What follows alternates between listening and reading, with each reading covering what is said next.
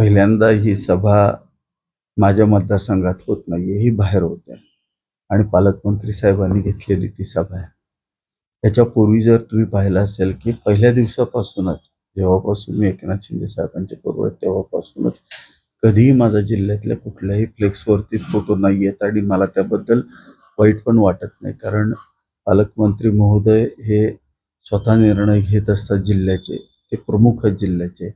त्यामुळे त्यांना जो योग्य निर्णय वाटेल ते पहिल्यापासून ते घेत असतात.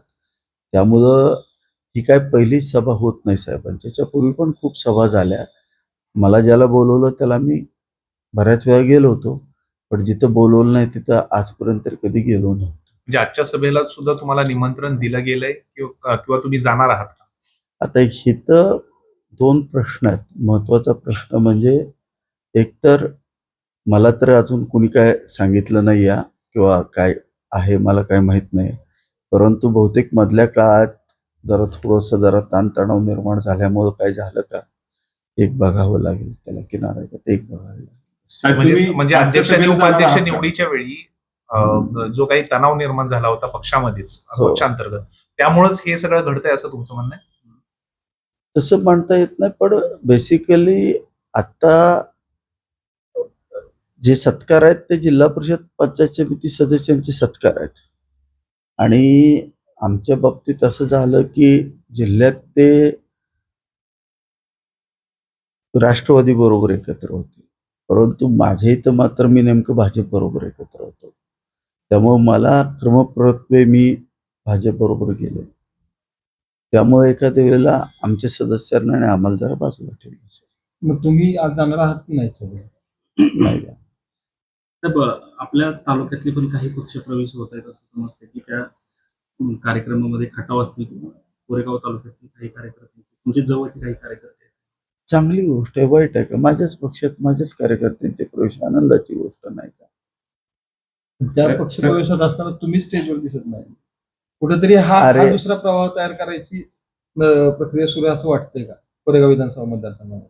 बेसिकली तुम्ही लक्षात घ्या, पर्यटन महोत्सव महाबळेश्वरचा एवढा मोठा होता, त्याचं पण मला निमंत्रण नव्हतं, तुम्हाला माहिती आहे. तो झालेला त्यावेळेला पण मला काही बोलवलं नाही किंवा पाटणमध्ये कधीही साहेबांनी बोलवलं नाही, कराडमध्ये कधीही.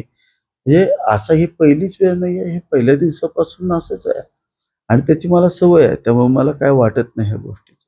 एकनाथ तुमच्यावर चिडले आहेत का, अशा चर्चा सुरू झाल्या? तुम्ही मुख्यमंत्री देवेंद्र फडणवीस यांना भेटला आहेत का या गोष्टीवर, किंवा असा गोंधळ झालाय किंवा जिल्हा परिषदच्या निवडणुकीनंतर जो गदारोळ झाला, तुमच्या पत्नींना तुम्ही ज्या अध्यक्षपदावर विराजमान केलं त्यामुळे शिवसैनिक नाराज झाल्यात आणि त्या बाबतीत तुम्ही मुख्यमंत्र्यांकडे काही बोलला आहात का? बेसिकली एक लक्षात घेतलं पाहिजे, माझी बायको ही पहिल्यापासून भाजपमध्येच आहे. आज नाही तर 2011 पासून आमचं संपूर्ण कुटुंब भाजपचं काम करतं. 2019ला ही जागा शिवसेनेला गेली. त्यावेळेला मी शिवसेनेच्या चिन्हावरती उभं राहिलो. त्यावेळेला फडणवीस साहेबांनी मला पाठवलं होतं आणि त्या ठिकाणी त्यांना कॅन्डिडेटही दिला आणि जागाही दिली होती. त्याच्यानंतर काय झालं हे तुम्हाला माहिती आहे आणि त्याच्यामुळं काय फार मोठा काय असा फरक पडतो असं नाही होत. जे सत्य आहे ते सत्य आहे आणि ती त्याच पक्षातनं निवडून आली आणि अध्यक्ष झालेली आहे.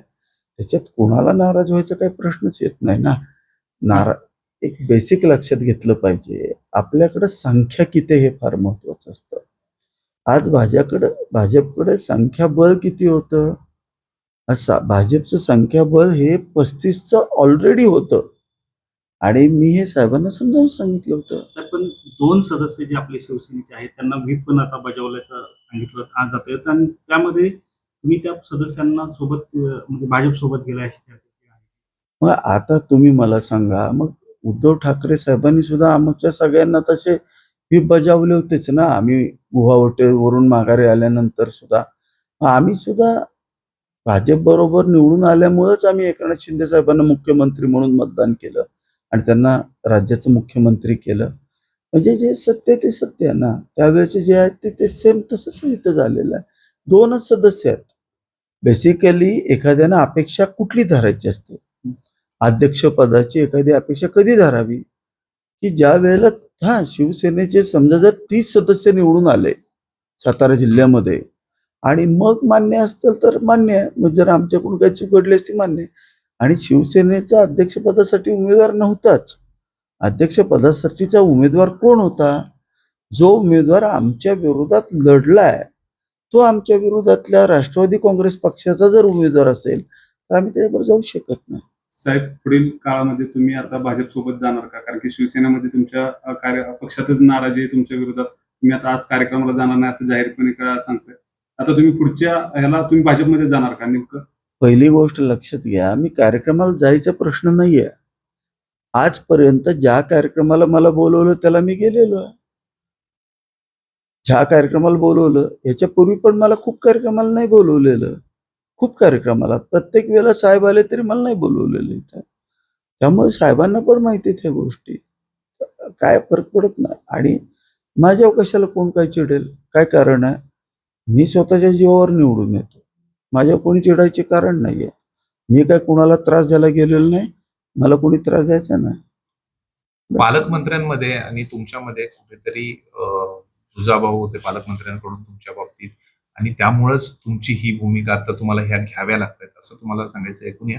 कारण तुम्हाला कोणत्याही कार्यक्रमांना जर ते निमंत्रण देत नाहीयेत, बोलवत नाहीयेत, म्हणजे तुम्हाला कुठंतरी एक वेगळी वागणूक, आमदार असून सुद्धा शिवसेनेचे, असं तुम्हाला वेगळी वागणूक दिली जाते. म्हणजे पहिल्यापासून साहेबांचा स्वभावच तसा आहे, पालकमंत्री साहेबांचा. त्यामुळे आम्हाला त्याची सवय आहे. आमची त्यांची मैत्री चांगलीच आहे, पण ते पहिल्यापासून तसेच आहेत, आज नाही. त्यांचा स्वभावच तसा आहे. ते जास्त बोलतच नाहीत कोणाशी जास्त. ह्या पहिल्यापासूनच आहे त्यांचा स्वभाव. त्याला आपण काय करू शकतो? तर जिल्हा परिषदेच्या निवडणुकी झाल्यानंतर तुम्ही एकनाथ शिंदेशी भेटला नाहीये, तुमची चर्चा झाली नाहीये, तुमचा दुरावा वाढलाय, त्यामुळं हा प्रॉब्लेम झालाय का? आणि आता तुम्ही नेमकं भाजपच्या वाटेवर असणार आहे का?